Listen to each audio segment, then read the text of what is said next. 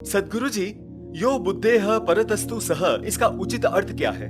गीता में ऐसा कहा गया है, इंद्रियाणि पराण्याहु इंद्रियेभ्यो परम मनः मनसस्तु परा बुद्धिर यो बुद्धे परतस्तु सहा। ऐसा कहा गया है। इसका अर्थ यह है कि शरीर से परे इंद्रिय, इंद्रिय से परे मन, मन से परे बुद्धि और बुद्धि से परे वो, स यानी वो ईश्वर। ऐसा गीता में कहा गया है। इसका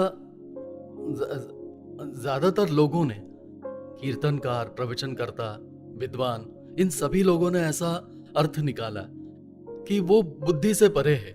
यो बुद्धे परतस्तु सहा, कि वो बुद्धि से परे है। इसका अर्थ यह है कि परमेश्वर की प्राप्ति के लिए बुद्धि असमर्थ है। ऐसा ज्यादातर सभी ने अभिप्राय दिया। जीवन विद्या ऐसा नहीं मानती। जीवन विद्या ऐसा कहती है कि यह बात सच नहीं। वो बुद्धि से परे है, इसका अर्थ वो बुद्धि के समीप है या बुद्धि ईश्वर के पास है। समझे? बुद्धि के उस पार है। इसका अर्थ यह है कि बुद्धि ईश्वर के पार है। अब बुद्धि यदि इस पार है तो बुद्धि और ईश्वर के बीच क्या है? उनके बीच में कुछ भी नहीं। यानी बुद्धि के इतने समीप ईश्वर है कि बुद्धि को सिर्फ अबाउट टर्न करना है और ईश्वर की तरफ देखना है तो ईश्वर दिखाई देगा। मेरे पीछे आकर एक मनुष्य खड़ा हो गया, वो मुझे दिखाई नहीं देगा। समझे? अब अगर मुझे उसे देखना है तो क्या करना होगा? सिर्फ पीछे मुड़कर देखना होगा। पीछे मुड़कर देखा तो वो मुझे दिखाई देगा। अभी पास होकर वो भी मुझे नहीं दिखाई दे रहा है। अभी इतने निकट है वो, मेरे पीछे आकर खड़ा हो गया है, इतने निकट है पर मुझे दिखाई नहीं दे रहा है। क्यों नहीं दिखाई दे रहा है? क्योंकि वो इतने निकट है कि वो दिखाई नहीं देता। एक मनुष्य जब दूसरे मनुष्य को आलिंगन देता है तब वे एक दूसरे को देख पाते हैं? नहीं देख पाते। नहीं देख पाते। कारण यह है कि दोनों एक दूसरे के इतना निकट है कि वे एक दूसरे को देख नहीं पाते। वैसे ही ईश्वर बुद्धि के इतने समीप है, और वो समीप है इसी वजह से बुद्धि तुरंत जान नहीं पाती। तो कहने का तात्पर्य यह है कि इसका यो बुद्धे परतस्तु सहा, इसका अर्थ लोगों ने क्या समझा कि बुद्धि इसे प्राप्त नहीं कर सकती। उसका दूसरा कंक्लूजन क्या निकाला कि श्रद्धा होनी चाहिए, और गीता का उदाहरण दिया, श्रद्धावान लभते ज्ञानम। और इसीलिए श्रद्धा ही जरूरी है परमार्थ के लिए, बुद्धि की जरूरत नहीं।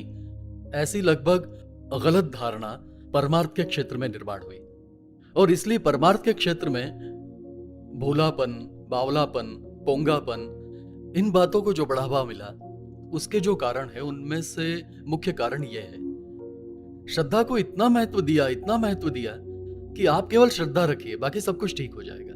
कुछ बातें मैंने ऐसे पढ़ी है कि कुछ भी बातें बनाते हैं, कहते हैं ना कि आप सिर्फ ईश्वर पर श्रद्धा रखें तो पानी पर भी चल पाएंगे। और इसका क्या मतलब है? आप ईश्वर पर श्रद्धा रखेंगे तो क्या पानी पर भी चल पाएंगे? मराठी में कहते हैं कि प्रयत्ने वाळूचे कण रगडिता तेल ही गळे। ऐसा प्रश्न है। लोग क्या करते हैं? बड़े बड़े नेता, बड़े बड़े साहित्यकार, वे सीधा पढ़ते हैं। वो ऐसा कहते हैं, प्रयत्ने वाळूचे कण रगडिता तेल ही गळे। ऐसा वे अर्थ निकालते हैं। वास्तविकता में ऐसा नहीं है। तेल ही गळे ऐसा प्रश्न चिन्ह है। तो इसका अर्थ क्या है कि प्रयत्न का महत्व है, परंतु उसकी मर्यादा है। प्रयत्न कितने करने हैं उसकी एक मर्यादा है। अब आपने कितने ही प्रयत्न किए तो भी रेत से तेल निकलेगा क्या? नहीं। ऐसा इसका अर्थ है। रेत को अगर आप चाहे कितना भी रगड़ लो तो भी उससे कभी तेल निकलेगा क्या? यह उसका उचित अर्थ है, पर लोगों को वो पता ही नहीं, और लोग उसे सीधा वाक्य समझते हैं। ये प्रश्न चिन्ह किसी के ध्यान में नहीं आता। समझे? वैसे ही बुद्धि का है कि श्रद्धा और बुद्धि, इन दोनों में अंतर है कि श्रद्धा को कितना महत्व देना है, बुद्धि को कितना महत्व देना है। ये सारी बातें हमें समझ लेना चाहिए। श्रद्धा को इतना महत्व देते हैं, इतना महत्व देते हैं कि लोग पानी पर भी चल सकेंगे और आसमान में भी उड़ सकेंगे। ऐसा अगर लोग कोई कहने लगे, उसका कोई मतलब नहीं। समझे? यानी श्रद्धा से, अब कोई कहता है कि योग के बल पर सिद्धि प्राप्त होती वगैरह, उसमें सच क्या झूठ क्या वो ईश्वर जाने, क्योंकि हमने आसमान में उड़ते हुए मनुष्य को देखा नहीं। या पानी पर चलते हुए भी नहीं देखा, पर ऐसी सिद्धियां प्राप्त होती हैं, ऐसा किसी ग्रंथ में लिखा हुआ है, इसलिए हमें उससे सहमत होना है। प्रत्यक्ष में हमने ऐसा होते हुए नहीं देखा। कहने का तात्पर्य यह है कि हर एक बात की मर्यादा होती है। तो श्रद्धा कितनी रखनी है, कितनी होनी चाहिए, उसकी एक मर्यादा होनी चाहिए, समझे। और इसलिए अगर आपकी ईश्वर पर श्रद्धा होगी तो आप पानी पर भी चलेंगे, श्रद्धा होगी तो आसमान में भी उड़ेंगे, श्रद्धा होगी तो आपको ईश्वर भी मिल जाएंगे। ये सब सच नहीं, इसलिए श्रद्धा होनी चाहिए, परंतु किस पर श्रद्धा रखनी है उसका समझदारी से विचार होना चाहिए। कितनी होना चाहिए, कैसी होना चाहिए, क्यों होनी चाहिए, और ये विचार करके जब आप श्रद्धा रखते हैं तब उस श्रद्धा का महत्व होता है। परंतु अगला कार्य बुद्धि का है। बेसिक श्रद्धा चाहिए, यह तो महत्वपूर्ण है ही है, उसके साथ ही श्रद्धा किस पर और कितनी होनी चाहिए यह भी महत्वपूर्ण है।